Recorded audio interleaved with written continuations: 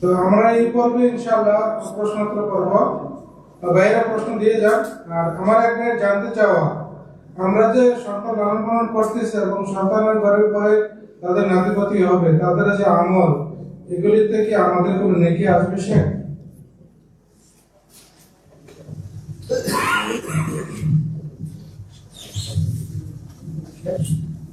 السلام عليكم ورحمة الله وبركاته. بسم الله الرحمن الرحيم. الحمد لله والصلاة والسلام على رسول الله.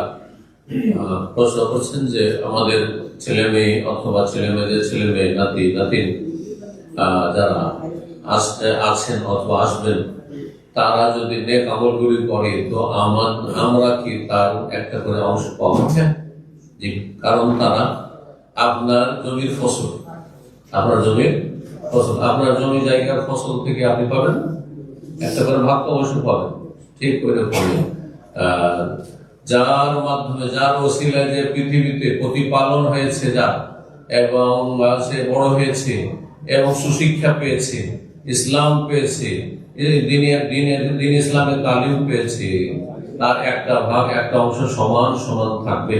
জি, হাদিস রয়েছে ইন্না ওয়ালাদার রাজুলি মিন কাসবি আবিহি, যে কোনো মানুষের সন্তান সন্ততি ছেলে মেয়ে তার উপার্জন, তো আপনার আমার উপার্জন হচ্ছে নেক ছেলে মেয়ে।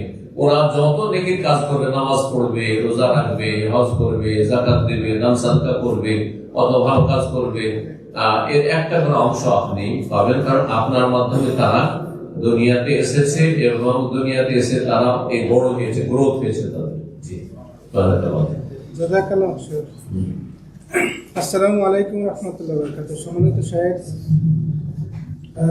আল্লাহ সুবহানাহু ওয়া তাআলা কুল বললেও সবকিছু হয়ে যায়, তাহলে ফেরেশতারা কেন সৃষ্টি করেন? আল্লাহ রাব্বুল আলামিন ইন্নামা আমরুহু ইযা আরাদা শাইআন ইয়াকুলা লাহু কুন ফায়াকুন। আল্লাহ রাব্বুল আলামিনের কাজ হচ্ছে, যদি আল্লাহ কোনো কিছু করতে চান তো আল্লাহ নির্দেশ দেন, তার সৃষ্টিগত নির্দেশ যে হয়ে যাও, তখন হয়ে যাবে। হ্যাঁ, কিন্তু আল্লাহ রাব্বুল বিভিন্ন দায়িত্বে, বিভিন্ন ডিউটিতে অসংখ্য ফেরেশতা কেন লাগিয়ে রেখেছে? বহু হিকমা রয়েছে। তার মধ্যে একটি হচ্ছে মানব জাতির শিক্ষা। আল্লাহ ইচ্ছা করলে দুনিয়ার সবকিছু, শুধু কোন শব্দতে হয়ে যাও, সবকিছু চলতো, সব চলতে থাকতো। কিন্তু রোগ কবজ করার জন্য মালাকুল মউত, ওহী পাঠানোর জন্য জিবরাইল আলাইহিস সালাম, এই বৃষ্টি বর্ষণের জন্য রুজি বন্টনের জন্য মিকাইল ইত্যাদি, এইসব কেন আমলনামা লেখার জন্য ফেরেশতা। এই জন্য যে এতে আমাদের শিক্ষা রয়েছে যে আমাদেরকে কি করতে হবে? কর্মতৎপর হতে হবে, কাজ করতে হবে, কাজ অনুযায়ী আপনার ফসল হবে, বুঝছেন না? তো এটা শিক্ষা দেওয়ার জন্য। এছাড়া আল্লাহ রাব্বুল আলামিনের সৃষ্টি জগতে বহু হিকমা, তত্ত্ব, রহস্য রয়েছে যা আমরা জানি না। আল্লাহু ইয়ালামু ওয়া আনতুম লা তা'লামুন। আর আল্লাহ রাব্বুল আলামিনের কাছে কেউ হিকমা জানার জন্য চার্জ করতে পারে না। কোরআন আল্লাহ যা করেন তা আল্লাহ জিজ্ঞাসিত হবেন না, শোকজ করতে হবে না। আপনাকে শোকজ করতে হবে যে আপনাকে আমি হায়াত দিয়েছিলাম। আল্লাহ বলবেন যে আল্লাহ আপনাকে হায়াত দিয়েছিলেন, আপনি কি করেছেন, যৌবনে কি করেছেন, আপনার পয়সা কোথা থেকে এসছে আর কোথায় খরচ হয়েছে। কথা বোঝা যাচ্ছে না? এই যে প্রশ্ন করা হবে, জীবনের নিয়ামত হলো নিয়ামত জিজ্ঞাসা করা হবে, বান্দা জিজ্ঞাসিত হবে, কিন্তু বান্দার রব জিজ্ঞাসিত হবেন না। কারণ আল্লাহ রাব্বুল আলামিন সমস্ত কিছুর মালিক। আর মালিককে জিজ্ঞাসা, দুনিয়ার মালিককে জিজ্ঞাসা করতে পারবেন না। আচ্ছা, আপনার কোম্পানির বসকে যদি জিজ্ঞাসা করেন বা জিএম কে জিজ্ঞাসা করেন যে আজকে ডিউটি কেন,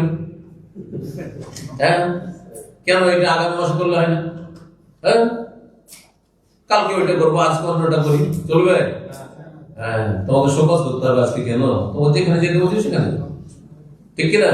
জি, দুনিয়া মিসাল দিয়ে, দুনিয়ার উদাহরণ দিয়ে বুঝতে পারছেন। জি,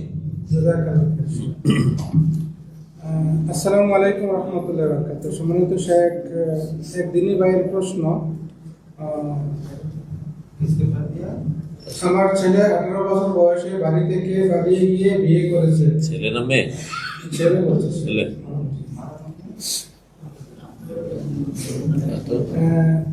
এমন তিনি তার বাবা মা মেনে নিচ্ছে না, এই মুহূর্তে বাবা মা কি করা উচিত?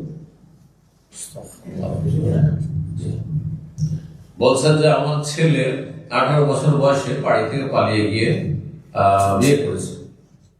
ছেলে বলেছেন মেয়ে যদি পালাতো তাহলে সেখানে শরীয়তে সমস্যা ছিল, বড় সমস্যা ছিল, কারণ এই বিয়ে হয় না, বাতিল। এই বিয়ে মেয়ে নিয়ে নিজেই বিয়ে বসতে পারে না, সে সাবালিকা হোক, নাবালিকা হোক, আর বুড়ি হোক, তালাক প্রাপ্ত হোক, বিধবা হোক, বাকেরা হোক, আর সেই কুমারী হোক আর অকুমারী হোক, লালিকাহা ইল্লা বিওয়ালি, ওলি ছাড়া বিয়ে কোনো মেয়ের কোনো মহিলা জায়েজ নয়। লিগ্যাল ওলি হইতে হবে, জাল ওলি হইতে হবে। পক্ষান্তরে পুরুষের কোনো ওলি লাগে না, বিয়ের জন্য বাপ বেঁচে আছে সেজন্য তার নেতৃত্ব লাগবে, এটা লাগে না। কিন্তু উত্তম হচ্ছে পরামর্শ নেওয়া। এতটুকু বলা যেতে পারে যে বাপ মায়ের গাইডলাইনে যদি বিয়ে করতো ভালো একটা পরিবারে সেট হইতে পারতো। আর অনেক সময় হয়তো আবেগে বিয়ে করে বসেছে, একটা মেয়েকে নিয়ে উদাম হয়ে গেছে, চলে গেছে, বা এখন কোনো জায়গায় গিয়ে বিয়ে করে নিয়েছে, বাপ মাকে জিজ্ঞাসা করেনি, কিন্তু ক্ষতিগ্রস্ত হতে পারে এই ছেলে। কারণ 18 বছর বয়স, দূরদর্শিতা নেই। পক্ষান্তরে একজন 40-50 বছরের বাবা মা, তারা তাদের দূরদর্শিতা আছে, এটা তার জন্য কল্যাণকর হইল। কিন্তু এটা বিয়ে শুদ্ধ হওয়ার জন্য শর্ত নয়। এত বড় অপরাধ করে দেয়নি, যখন এই কাজটি করেছে, ভুল করেছে, পরামর্শ নেয়নি, এত বড় সিদ্ধান্ত নেওয়ার কোনো প্রয়োজন নেই যে তাকে বাড়িতে ছুটতে দেবো না, তারপর বাড়িতে নিয়ে আসুন। হতে পারে যে বাড়ি থেকে তাড়িয়ে দিলে সে সেটা আরো খারাপ হয়ে যেতে পারে, আরো ক্ষতিগ্রস্ত হইতে পারে। তখন আপনি মায়া কান্না করবেন, আপনাকে কষ্ট লাগবে যে আমার ছেলেটা বরবাদ হয়ে গেল, বাড়িতে উঠে নিলে হয়তো আরো ভালো হয়ে যেত। একেবারে কোন বেদিনকে যদি বিয়ে করে নেয়, আর তারপরে অসতীকে বিয়ে করে নেয়, খারাপ মেয়েকে, এমন খারাপ মেয়ে যে খারাপ মেয়ে অচল আপনার পরিবারে, তখন সেটা ভিন্ন বিষয়, তখন তালাক দিতে বলতে পারবেন যে তালাক দিবেন। কিন্তু এমনি যদি একটা নামাজি মেয়েকে বিয়ে করে, আর মোটামুটি ভালো আলহামদুলিল্লাহ ফরজ ওয়াজিব আদায় করে, পর্দা মোটামুটি করে, তো এরকম মেয়ে যখন বিয়ে করে ফেলেছে, বিয়ে হয়ে গেছে, এইরকম ভাবে শক্ত হওয়ার কোনো প্রয়োজন নেই। জাযাকাল্লাহ খাইর শেখ। আসসালামু আলাইকুম ওয়া রাহমাতুল্লাহি ওয়া বারাকাতুহু। প্র্যাকটিসিং মুসলিমের জন্য বিকাশের ব্যবসা করা কি জায়েজ? বিকাশের ব্যবসা প্র্যাকটিসিং মুসলিমের জন্য আর প্র্যাকটিসিং যারা নয় সমান। হালাল হারামের পার্থক্য আছে নাকি? মদ অমুসলিমের জন্য হালাল লাগে আর আমাদের জন্য হারাম, অথবা যারা বেনামাজি তাদের জন্য হালাল লাগে, আমাদের জন্য মাকরুহ আর আমাদের জন্য হারাম। এমন আছে? হুকুম সবার জন্য এক, শিরক শিরক, গুনাহ গুনাহ, পাপ পাপ, নেকি নেকি, ঠিক না? তো প্র্যাকটিসিং হোক আর প্র্যাকটিসিং নাই হোক, ইসলামের হুকুম সমান। বিকাশের ব্যবসা যদি সরকারি ভাবে কোনো বাধা না থাকে তাহলে জায়েজ, আর রাষ্ট্রীয় কোনো বাধা যদি আইনগত সমস্যা থাকে তাহলে জায়েজ নয়। কারণ মুসলিম শাসকের আইন বিরোধী কাজ করা জায়েজ নয় যদি আইনটি সরাসরি ইসলামের সাথে সাংঘর্ষিক হয়। আর সরকার যদি বলে ব্যাংকের মাধ্যমে টাকা পাঠাও, এইভাবে তোর হুন্ডিতে টাকা পাঠাতে পারবে না, অথবা যেই প্রতিষ্ঠান আমাদের কাছে কি নয়, রেজিস্টার্ড নয়, অথবা ইলিগাল, সে অবৈধভাবে টাকা পাচার করতে পারবে না, এটা মানি লন্ডারিং এর কেস হবে, এটা মারাত্মক কেস। সুতরাং সেই পদ অবলম্বন করা যায় না। সুদী ব্যাংকের বিষয়টি দেখেন, সুদী ব্যাংক ছাড়া যদি বিকল্প না থাকে তখন সুদী ব্যাংকে টাকা পাঠানো অথবা সুদী ব্যাংক থেকে টাকা পাঠানো যায়। কিন্তু বিকল্প যদি থাকে, কারণ ইসলামী ব্যাংক একটা আছে আর একটা হচ্ছে সুদী ব্যাংক, তাহলে ইসলামী ব্যাংকে, ওখানে ইসলামী ব্যাংকে টাকা পাঠাবেন, এখানে ইসলামী ব্যাংকে টাকা পাঠাবেন। কিন্তু যদি দেখা যায় ইসলামী ব্যাংকে টাকা পাঠিয়ে আমার সমস্যা হচ্ছে, বেশি টাকার বিষয় রয়েছে, অথবা বিভিন্ন কারণ হতে পারে, অথবা আমার বাড়ির আশেপাশে ব্রাঞ্চ নেই, অনেক দূর যেতে হচ্ছে, অনেক সময় এরকম হতে পারে, তাহলে আপনি সুদী ব্যাংকে টাকা পাঠিয়ে তাদেরকে ভোগ করতে দেবেন না, তাড়াতাড়ি টাকাটা উঠিয়ে দেবেন। বুঝতে পারছেন না? তাদের সেই টাকাটি, যেমন সরকারি যারা চাকরি করছে, সুদী ব্যাংকের স্যালারি, তাদের বেতন আসছে, তো তারা কি করবে, তাদেরকে আমরা উপদেশ দিই আমরা তাড়াতাড়ি টাকাটা সেখান থেকে উঠিয়ে নেন, সুদী ব্যাংকের সাথে যাতে সহযোগিতা না হয় অতিরিক্ত। আসসালামু আলাইকুম ওয়া রাহমাতুল্লাহি ওয়া বারাকাতুহু। রাসূল সাল্লাল্লাহু আলাইহি ওয়াসাল্লামকে স্বপ্নে দেখলে কিভাবে বুঝবো তিনি রাসূল সাল্লাল্লাহু আলাইহি ওয়াসাল্লাম? রাসূলুল্লাহ সাল্লাল্লাহু স্বপ্ন দেখলে কিভাবে বুঝবো তিনি রাসূলুল্লাহ সাল্লাল্লাহু আলাইহি ওয়াসাল্লাম? প্রথমবার 100% নিশ্চিত একমাত্র সাহাবায়ে কেরাম হয়েছেন, কারণ দিনের বেলা দেখছেন নবী সাল্লাল্লাহু আলাইহি ওয়াসাল্লামকে আর রাতে স্বপ্নে দেখছেন, তাহলে শয়তান নবীর সুরত ধরতে পারে না। কিন্তু শয়তান এই কথা বলতে পারে না যে আমি নবী। ভালো করে বুঝেন আমার যুক্তিটা, শয়তান নবীর সুরত ধারণ করতে পারে না, রূপ ধারণ করতে পারে না, কিন্তু শয়তানকে বলতে পারে না যে আমি নবী, পারে না? পারে না? যদি না পারে তো মানুষ শয়তান কেমন করে বললো যে আমি নবী? মির্জা গোলাম হত্যা দিয়ে দেন, আমি নবী, তাই না? মুসাইলামা কাযযাব বলছে আমি নবী। আসওয়াদ আনাসি একজন বলেছে আমি নবী। মুতানাব্বি একদিকে বলেছিল যে আমি নবী। তাহলে তো মিথ্যুক নবী তো মেলা মানুষ শয়তান দাবি করেছে। তো জিন শয়তান রাতে স্বপ্নে এসে বলতে পারে না যে আমি তোমার নবী এসেছি, তুমি যাও অমুক জায়গায় আল্লাহর ওলি শুয়ে আছে, ওখানে গিয়ে সিজদা করো, বলতে পারে? নবী বলবেন এই কথা? হ্যাঁ, না, কখনো বলবো। তার মানে শয়তান আপনাকে নিয়ে খেলা করছে, এবার বুঝতে পেরেছেন? তো যে কথাটি বলছিলাম 100% আপনি নিশ্চিত, যদি সাহাবীর যুগ থাকতো, সাহাবারা দিনে দেখছেন আর রাতে স্বপ্নে দেখছেন, তাহলে নবীকে দেখেছেন, নবী সাল্লাল্লাহু আলাইহি ওয়াসাল্লামের রূপ বা আম্বিয়ার রূপ শয়তান ধারণ করতে পারে। ফাইন্না শাইতানা লা ইয়াতামাসসালু বি, শয়তান আমার রূপ ধারণ করতে পারে না। আমাদের ক্ষেত্রে আমরা অনেকটাই আস্থা করতে পারি যদি আমাদের নবী সাল্লাল্লাহু আলাইহি ওয়াসাল্লামের দৈহিক গঠন সম্পর্কে যথেষ্ট নলেজ থাকে, হলিয়া মোবারক সম্পর্কে, শারীরিক দৈহিক যে অবয়ব নবী সাল্লাল্লাহু আলাইহি ওয়াসাল্লামের, এই সম্পর্কে যদি জানা থাকে। আপনাদের কয়জনের জানা আছে নবী সাল্লাল্লাহু আলাইহি ওয়াসাল্লাম দেখতে কেমন ছিলেন? ইউরোপিয়ানদের মতো ফর্সা ছিলেন না সামলা ছিলেন? বেশি লম্বা ছিলেন না খাটো ছিলেন? জানা আছে? চুলগুলি কেমন ছিল? দাড়ি কেমন ছিল? দাড়ি খুব পাতলা ছিল না ঘন ছিল? না এই লম্বা দাড়ি ছিল না কি একবারে ঘোমরুলো দাড়ি ছিল? জানতে হবে না, হবে না? তাহলে আপনি যদি নবী সাল্লাল্লাহু আলাইহি ওয়াসাল্লামকে দেখেন একেবারে মনে হয় শ্বেতাঙ্গ, সাদা চামড়া, ইউরোপিয়ানদের মতো, নিশ্চয় আপনি শয়তানকে দেখছেন। কেন? নবী সাল্লাল্লাহু আলাইহি ওয়াসাল্লামের রং এরকম ছিল না, বুঝতে পারছেন না? আপনি আফ্রিকার সুডানের মতো দেখেন, নবী সাল্লাল্লাহু আলাইহি ওয়াসাল্লামের রং এরকম ছিল? অথবা সামলা দেখেন, যদি সামলা যেমন এশিয়ান অধিকাংশ মানুষ সামলা যেমন, ওইরকম ছিলেন না। আরবদের মধ্যে যেমন উজ্জ্বল ফর্সা যেটা হয় লালের সাথে সাদা, ওই রকম ছিল।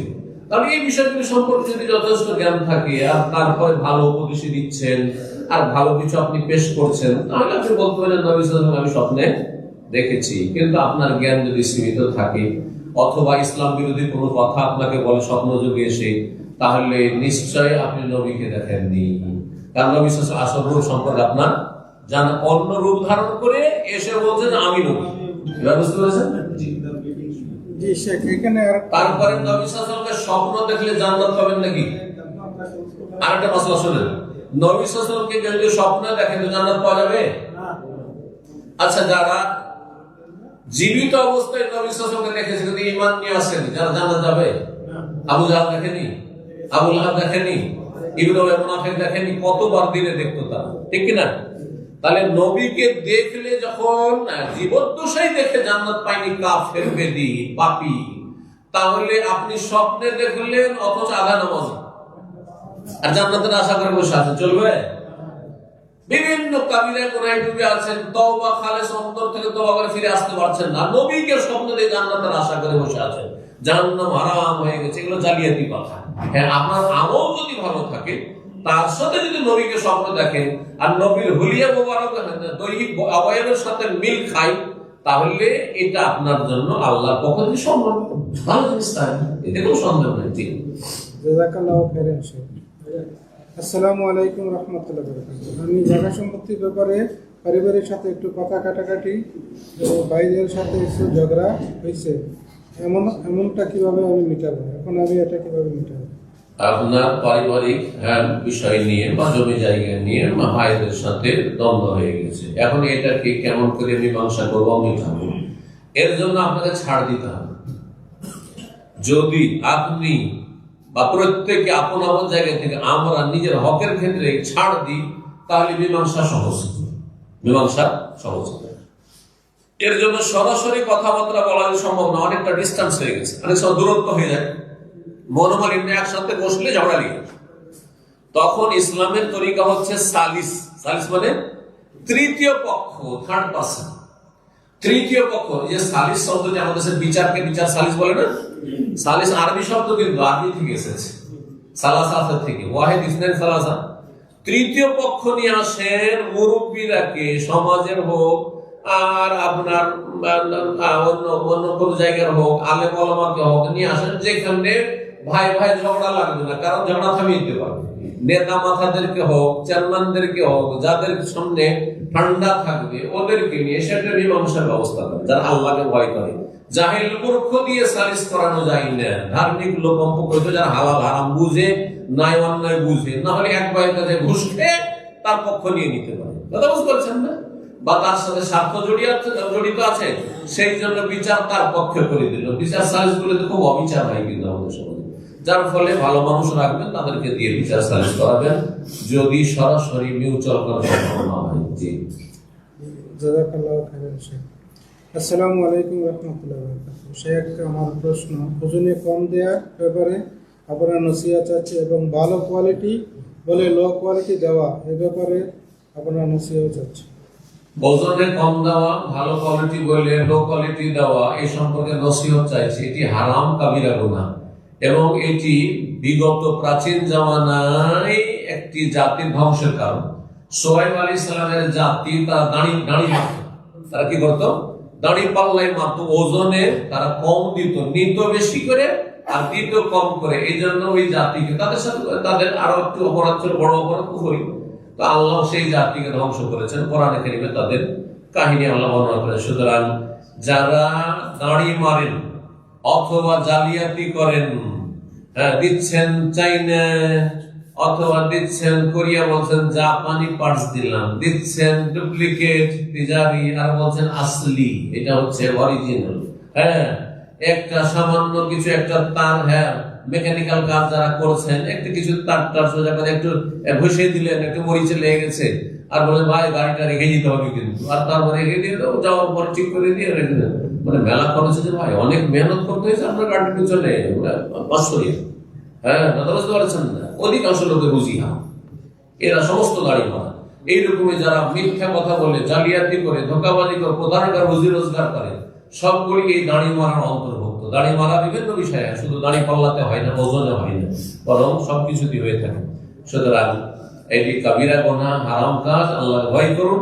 এই হারাম রুজিতে কোনো বরকত নেই, এই হারাম পাপের জীবনে কোনো বরকত নেই, বরং ধ্বংসের কারণ, আপনার ধ্বংসের কারণ, আপনার পরিবার ছেলে মেয়েদের ধ্বংসের কারণ, বরকতহীনতার কারণ। আল্লাহ হেফাজত করুন।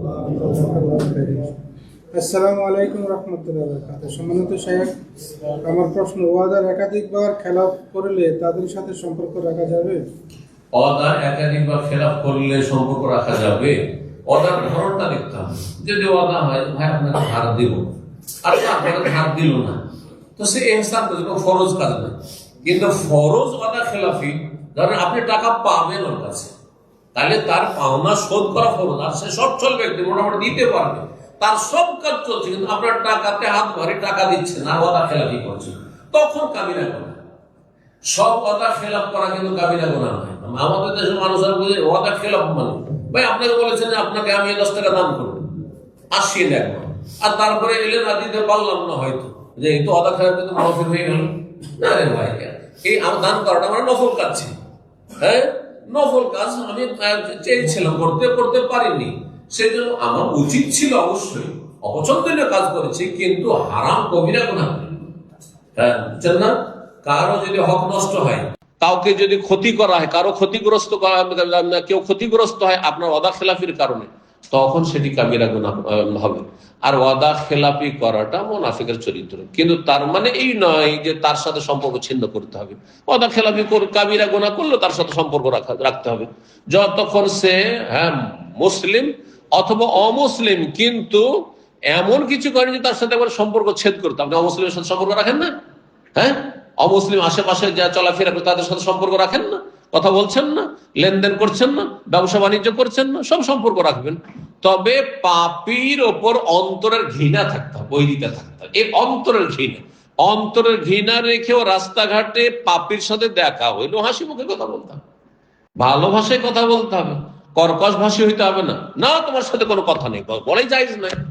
তাহলে কি আপনি তার অন্তর খুলবেন? কিভাবে ইসলামের কথা তার অন্তরে নামাবেন? এই পাপীর যদি বলবেন যে তোমার সাথে কোনো সম্পর্ক নেই, তুমি বাজে মানুষ একটা, না, এটা বদ চরিত্র, এটা কোনো চরিত্র না। ইসলাম এগুলো সমর্থন করে না। ভালো চরিত্রের অধিকারী হবে, দেখবেন যে মানুষ আকৃষ্ট হবে। আল্লাহ তৌফিক দান। আসসালামু আলাইকুম ওয়া রাহমাতুল্লাহি ওয়া বারাকাতুহু। সম্মানিত শেখ, আমার প্রশ্ন, শপিং মলে ভিডিও গেমসের চাকরি করা কি হালাল হবে গেমসের টেকনিশিয়ান হিসাবে?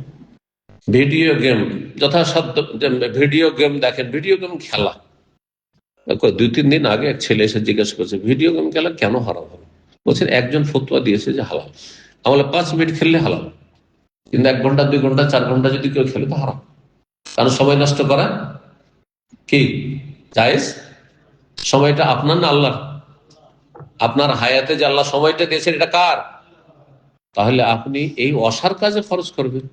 করে না আয়াত নেই ওয়াল্লাযীনা আনিল লাগwi মুরিজুন, মুমিন জান্নাতি ওরা যারা অসার কথা কাজ থেকে নিজেকে বিরত রাখে।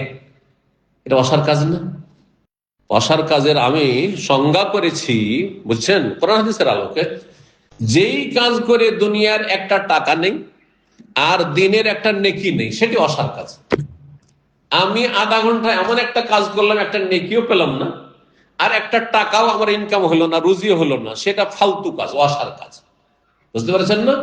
মুমিন মুসলিমের জীবনটা অত্যন্ত মূল্যবান। আচ্ছা, আল্লাহ সময় সম্পর্কে জিজ্ঞাসা করবেন না করবেন না? সময় সম্পর্কে 2টো সওয়াল হবে, 2টো জিজ্ঞাসা হবে। সেই হাদিস 5টি জিজ্ঞাসার মধ্যে আসর মাঠে মোটা দাগে 5টা প্রশ্ন হবে, তার মধ্যে 2টোই হচ্ছে মানুষের লাইফ সম্পর্কে, সময় সম্পর্কে। ওয়ান শাবাবিহি ফিমা আবলা, যৌবন সম্পর্কে, যৌবনটা হচ্ছে সময়, এজ। আর ওয়ান উমরিহি, বয়স সম্পর্কে, আয়ু সম্পর্কে। ফিমা আফনা, কোথায় খরচ করেছিলি, বয়সটা কিসে গিয়েছিল, রাতগুলো কিসে কেটেছিল, সারা রাত ফেসবুক, সারা রাত তুমি ইউটিউবে, আর কোন একটা ওয়াজ শুনুনি, কোন একটা কোরআন তেলাওয়াত শুনুনি, ইসলামের কথা শুনুনি, গান বাজনা আর এই ভিডিও গেম। জবাব দিতে হবে না? আয়ুটা নিয়ামত নয়? সময়টা নিয়ামত নয়? সুম্মা লাতুসআলুন্না ইয়াওমাইযিন আনিন নাঈম, সূরা তাকাসুর রয়েছে। অতঃপর অবশ্যই অবশ্যই জিজ্ঞাসিত হবে রবের সামনে নিয়ামত সম্পর্কে, প্রত্যেকটি নিয়ামত সম্পর্কে জিজ্ঞাসা করা হবে। আল্লাহ বুঝার তৌফিক। সুতরাং আপনি যথাসাধ্য এই ধরনের রুজি রোজগার থেকে বেঁচে থাকার চেষ্টা করবেন। যদি নিরুপায় হন, আল্লাহর কাছে দোয়া করে আল্লাহ এর চাইতে ভালো কাজের ব্যবস্থা করে দাও, আর তারপরে তাড়াতাড়ি সেখান থেকে কেটে পড়ার চেষ্টা করবেন। জি, জাযাকাল্লাহ খাইর। শেখ, বাহরাইন থেকে উমরা করতে গেলে এক সফরে কয়টা উমরা করতে পারবো? বাহরাইন থেকে উমরা করতে গেলে এক সফরে কয়টা উমরা করতে পারবেন? যদি এক সফরে গিয়ে টেকনিক একটা শিখে নেন, প্রথমে একটা উমরা করে নিলেন, তারপর একটু তায়েফ, একটু ভালো শহর, দেখতে সুন্দর পাহাড়ি এলাকা, তায়েফ ঘুরতে চলে আসলেন, ওখানে একটা মিকাত আছে, ওখান থেকে আরেকটা করে নিলেন। মদিনা চলে যান, মদিনা থেকে ফিরে চলে এসেন আবার মক্কা, একটা উমরা করুন, তাহলে 3টে করতে পারবেন। না হলে মদিনা যদি না যেতে পারেন তো তায়েফ 80 কিলোমিটার, হ্যাঁ, এইখানে আসলেই 2-3 ঘন্টার মধ্যে ফিরে চলে যেতে পারবেন। একদিনে এসে সকালে এসে দুপুর হইতে হইতে ফিরে চলে যেতে পারবেন, আর একটা উমরা করলেন, এটা ঠিক আছে। কিন্তু মসজিদে আয়েশা রাদিয়াল্লাহু তাআলা আনহা তানঈম, মসজিদে হারাম থেকে 5 কিলোমিটার দূরে, এখান থেকে যে উমরা করে বাইরের লোকেরা, এই উমরা সুন্নত নয়, উমরা সুন্নতের খেলাফ কাজ। এটা মক্কার লোকের জন্য, এই জায়গাটি হচ্ছে মক্কার লোকের জন্য, হারামের বর্ডার, এটা কোনো মিকাত নয়। তাহলে কি মক্কাতে থেকে যদি বারবার করে উমরা করে, এক সফরে একাধিক উমরা, এটি সুন্নতের খেলাফ, সুন্নত বিপরীত কাজ। পক্ষান্তরে যদি মিকাতে চলে যায়, তাহলে সে আবার উমরা করছে মিকাত থেকে, সুতরাং কোনো বাধা নেই, কমপক্ষে 2টো উমরা করতে পারেন। আর তারপরে উমরার সংখ্যায় বাড়াইতে হবে, কোয়ালিটি সুন্দর করে। একটি উমরা করলেন কিন্তু অন্তরটা লাগিয়ে মন খুলে দোয়া করলেন, জিকির আজকার করলেন, সুন্নতি তরিকা আমল করলেন, আর সেখানে বেশি বেশি নফল মসজিদে হারামে পড়লেন। আপনি এত ভিড় ভাড়ে জালিয়াতি করে আবার পুরুষ লোকেরা এহরাম বেঁধে গিয়ে আপনি নফল উমরা বেদা এইসব উমরা কেন করতে যাবেন? এক সরকারকে ধোকা দিলেন, মিথ্যার আশ্রয় নিলেন, আর একটা নফল কাজের জন্য উমরা করান না, উমরা করা বলছি, আপনার এই যে তওয়াফ করা বাইতুল্লাহর নফল, অতিরিক্ত তওয়াফ করা, এটা নফল। নফল কাজের জন্য 3টে হারাম নাজায়েজ কাজ করছেন, একটা ধোকা দেওয়া, একটা মিথ্যার আশ্রয় নেওয়া, একটা সরকারের আইন অমান্য করা। এই জন্য এইসব কাজ করতে যাবেন না, জালিয়াতি কাজ আজকাল অধিকাংশ লোক করছে। জাযাকাল্লাহ খাইর। একজন বাংলাভাষী শায়েখ বলেছেন ইসলামী ব্যাংকে ফিক্সড ডিপোজিট করা জায়েজ, এক্ষেত্রে ইসলাম কি বলে? একজন বাংলাভাষী শেখ বলেছেন যে ইসলামী ব্যাংকে ফিক্সড ডিপোজিট যায়। ফিক্সড যদি করে দেয় তো কেমন করে যায়? কারণ ব্যবসা হচ্ছে লাভ লসের সম্ভাবনা, আর তারপরে কম বেশি লাভও যদি হয়, সবসময় মোটামুটি আমার লাভই থাকে, তারপরে কম বেশি হওয়ার সম্ভাবনা, তাহলে 5 বছরে ডবল দেবো আপনাকে, তো সুদী ব্যাংকের মতোই করে দিলেন আপনি কি করে। এই জন্য অবশ্যই সন্দেহপূর্ণ, অবশ্যই বিষয়টি সন্দেহপূর্ণ। কিন্তু যদি বল আনুমানিক আপনাকে এতটা দেওয়া যেতে পারে, একটা অনুমান, একটা আইডিয়া দিলে সেটা ভিন্ন বিষয়, জায়েজ হতে পারে। হ্যাঁ, এখন কি ধরনের কোন কোয়ালিটির শেখ হইতে পারে যে ব্যাংক অনেক সময় কি করে, এই কিছু শেখ আছে ব্যাংকের পক্ষ থেকে তাদেরকে ভাতা দেওয়া হয়, পয়সা দেওয়া হয় কিছু তাদের ফেভারে ফতোয়া দেওয়ার জন্য, তখন শিথিলতা চলে আসতে পারে, কারণ যার নুন খায় তার গুণ গায়। আমি বলছি না, নাম যেহেতু জানি না সেই জন্য বলছি না। তো কথা হচ্ছে এই দুর্বলতা চলে আসতে পারে, বুঝতে পারছেন না? তো এই জন্য আপনি আপনার ইমানের হেফাজত করে কিভাবে নিশ্চিত, তাহলে আপনি সুদী ব্যাংকে কেন লেনদেন করতে পারবেন, ফিক্সড ডিপোজিট করতে পারবেন? ওরাও তো বলছে 5 বছরের ডবল, ইসলামী ব্যাংক বলছে 5 বছরের ডবল। তো এইখানে শুধু ইসলাম লেভেলটা আছে সেই জন্য আমি এই কাজটি করতে পারবো, আর এখানে ইসলাম লেভেল নেই সেই জন্য করতে পারবো না। এটা কেমন কথা হইল? আশা করি বুঝতে পারছেন কথাটি। জি, বারাকাল্লাহ। থার্ড পার্টি ভিসা কার্ড ব্যবহার করলে 2% কমিশন পাওয়া যায়, এটা কি জায়েজ? ভিসা কার্ড ব্যবহার করলে 2% কমিশন পাওয়া যায়। কিরকম? যেমন মনে করে যে কোনো মলে যে কোনো জায়গায় হ্যাঁ হ্যাঁ এটা এটা দিয়ে পাঞ্চ করলে হ্যাঁ হ্যাঁ 2% কমিশন দেয়। যদি ডিসকাউন্ট হয় তাহলে ঠিক আছে, সেটা আপনাকে অ্যামাউন্টটা সুদ দিচ্ছে না। কিন্তু যদি এই হয় যে আপনি এই কার্ডগুলো দিয়ে যদি আপনি করেন, ভিসা কার্ড দিয়ে যদি পারচেজ করেন, তাহলে আপনাকে কিছু ক্যাশব্যাক দেওয়া হবে অথবা কিছু বেনিফিট দেওয়া হবে। বিভিন্ন টিকিটের ক্ষেত্রে বেনিফিট দেয়। যেমন আমরা প্লেনের টিকিট করতে গিয়ে দেখি এটিএম কার্ড দিয়ে করতে গেলে ওর জন্য অতিরিক্ত কিছু চার্জ কেটে নেই, কিন্তু যখন আপনার এই কার্ড দিয়ে ভিসা কার্ড দিয়ে করা হয় বা মাস্টার কার্ড দিয়ে, তখন আবার কাটে না, বরং তাতে আরো অন্য কোনো কিছু বেনিফিটও দেয়। তো এই ধরনের হয়তো জায়েজ আছে। আল্লাহ তাআলা। সেটা আরেকটা প্রশ্ন, ডিপোজিট লোন আনা বা দেওয়া কি জায়েজ? লোন যদি এমন হয় যে যত টাকা নিলেন তার অতিরিক্ত নেবে, তাহলে জায়েজ নাই সুদ। আর ধরেন 1 লাখ টাকা ধার নিলেন, 1 লাখ টাকাই নেবে, তাহলে জায়েজ। 1 লাখ টাকা ধার নিয়ে আসলেন ব্যাংকের কাছ থেকে লোন, আর তারপরে পেমেন্টের সময় বলছে না 1,20,000 লাগবে, তাহলে সুদ, হারাম, জায়েজ না। জাযাকাল্লাহ খাইর শেখ।